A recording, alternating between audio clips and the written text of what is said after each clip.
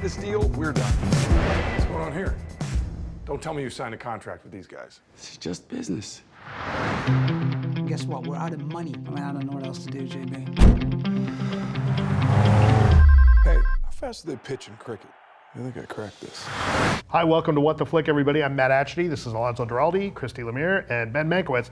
We are talking about $1 Million Arm, which I didn't see because I hate baseball, I hate cricket, and I hate Jon Hamm. You hate cricket? No. That's just wrong. But he likes crickets. This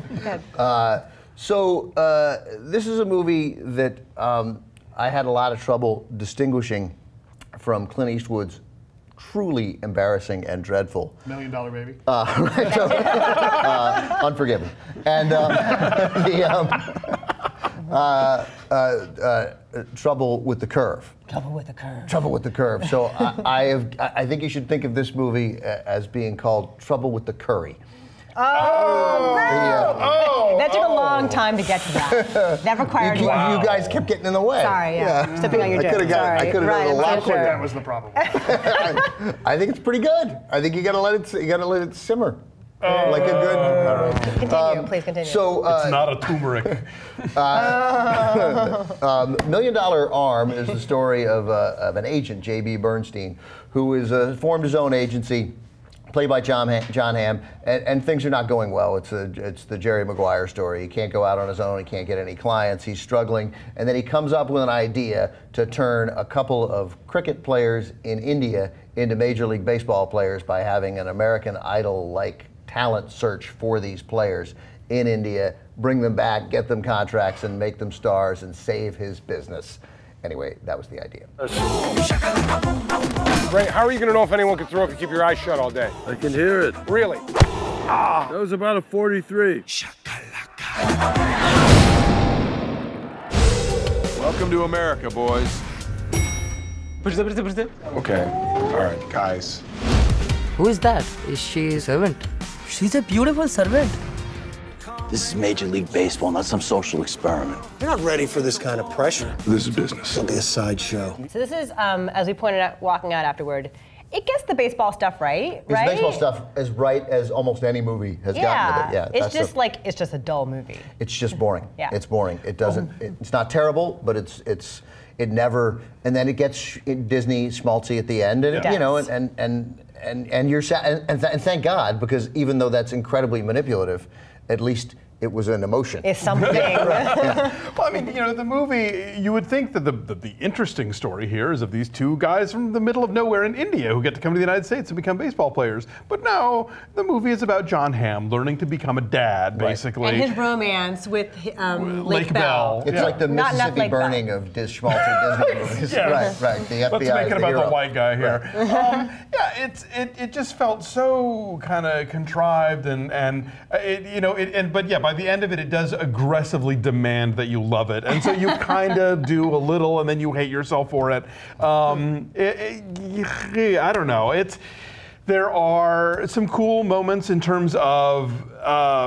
I mean, I don't know the sports stuff, so a lot of that was new to me. It was interesting in just sort of seeing how the process works. I like movies that get specific about people's jobs and what they do and show you how they do stuff. So that was kind of cool. But then all the stuff about where, you know, he learns and he becomes a better person. It just all felt really kind of hacky. And I love Alan Arkin, but is he just going to give this perforance for the rest of his career? One note, cranky performance. Yeah, like he just does this over and over again, and you look back on his career. This is a guy who, you know, he was the killer in Wait Until Dark. I mean, like, he had a lot of different colors in his paint box, and lately it's just like grumpy old man, grumpy old man, grumpy old man. Yeah, and that guy's funny, but still. I don't even think it's funny. No. Because it's not a sophisticated grumpy old man, and he doesn't even really have that much to do. And then he sort of saves it a little bit with a scene at the end when you already think he's kind of out of the movie. Right. That's the best scene of the whole movie. The Chinese chicken salad scene. The Chinese chicken salad scene is that is, and so in a sense that's why I think Alan Arkin's part of the sort of the only scene in the movie that's really good.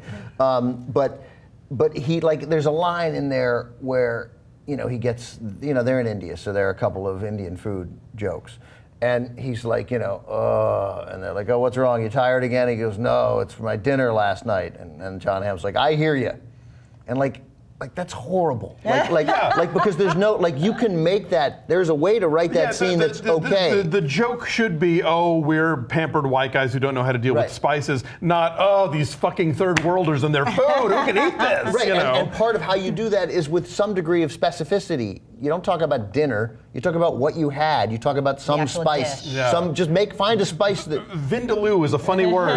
Right, say something, but it was just, there was an ordinariness to it. And Lake Bell, you know, look, Alan Arkin and Lake Bell, I automatically want to like this movie. And Jon Hamm, who I love Jon Hamm, yeah. But they feel, both Lake Bell and Alan Arkin play cliches. They play... They play parts. Plot contrivances. They play plot contrivances. And this movie would have been more interesting if we'd met those kids and the story had been more about India.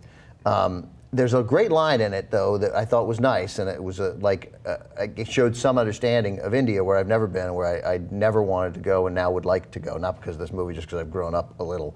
But he's there on the roof, and he's talking to Lake Bell on Skype. So apparently, you can Skype from a rooftop in India, which I'm dubious about. They got great Wi-Fi. That's true. That's true. So he's Skyping from the roof. I think all those call centers. And he's like, yeah, she says, it looks like it smells horrible. And he's like, it smells horrible 1 minute, and then the next minute, it smells like the greatest thing you've ever smelled for. And he's like, I guess that's part of the weird contradictions here. And I thought, oh, that sounds really interesting. What a nice line. What a nice little, yeah. But there were few of those. But if this movie had started and we'd seen those kids earlier, and they're getting not just one scene each with their parents to let them know, oh, their parents love them and are worried about them. Yeah. If we'd seen some part of their lives, I think it would have made it interesting. But also, in the beginning, when they introduce the kids, there is like a differentiation, right? One is super cocky and he mouths off to his PE teacher and is the wild card, whatever. And then the other kid is sweet and really loyal to his father and a little apprehensive about trying out. Like they discern these guys' personalities. Once they get to the U.S., they're one Indian dude. Just didn't matter. It does not matter. It's true. They did do a nice job. They distinguish it there, and then it doesn't matter. They're just the Indians. And then the way they personify them in the U.S. is that one of the guys likes Keith Urban, right? Which makes no fucking sense at all, and the other one likes Eminem. Right, these are their character traits now in the U.S. And they go from not speaking any English to speaking it fine in like a minute. English is a hard language to learn. So there's that. Also, you mentioned Lake Bell. I like her character in this because she is the voice of reason, and she's not just like the pretty girl on the side who supports him unwaveringly. She's smart. She's smart. She tells them all. She's Lake Belly. She's smart. She's sardonic. But everything she says is hacky. Like it isn't, like the idea of her is correct. Her function is. Right, her function is, so I don't know, I ended up just, whatever, it was boring and then it was fine in the end. But it did have Tom House in it, who caught Hank Aaron's 715th home run ball in the bullpen in Atlanta and is a very innovative pitching coach for many years at USC. I met him, I don't know him, and so the analytics of that, like he is sort of attempted with some success to revolutionize how we train pitchers, how we keep them healthy. And that's why the guys went there. That part was all real, and that was interesting, and that really happened, and they did get drafted. Bill Paxton. Lest we make the same mistakes in this movie, we should identify the Indian actors. Suraj Sharma, who was in Life of Pi, is one of the baseball players. Madhur Mittal, who was in Slumdog Millionaire, plays the other one, and then Pito Bash, who I've never seen before, who's really funny. He's actually gets some of the best laughs in the movie, plays the sort of baseball obsessive guy who kind of documents everything and becomes their translator. He's too little to be a player, so he becomes a translator, helper, manager, or whatever. Yeah, but there was one moment there where they were like, Jon Hamm says to him, "You're going to write this? Aren't you going to write this down?" Like he's been writing stuff down all movie, but we'd never seen him writing down. We'd seen him filming. Like it's just dumb stuff. It's just filled with dumb little off moments in it. So anyway, I gave it a 5. It's not horrible. It seems to me if any movie should be a 5, it should be this movie. Although I could see it giving, you'd go to 1 well before you'd go to 9. I'm a little under you. I'm at 4.5. But it's it's not despicable. It's just. I'm also 5. Trouble with the curry. Trouble with the curry. Get it? They went to India. What's our average? 4.8. What is it on the tomato meter? 53 on the tomato meter. It's hovering in the 50-ish range, yes. Bye.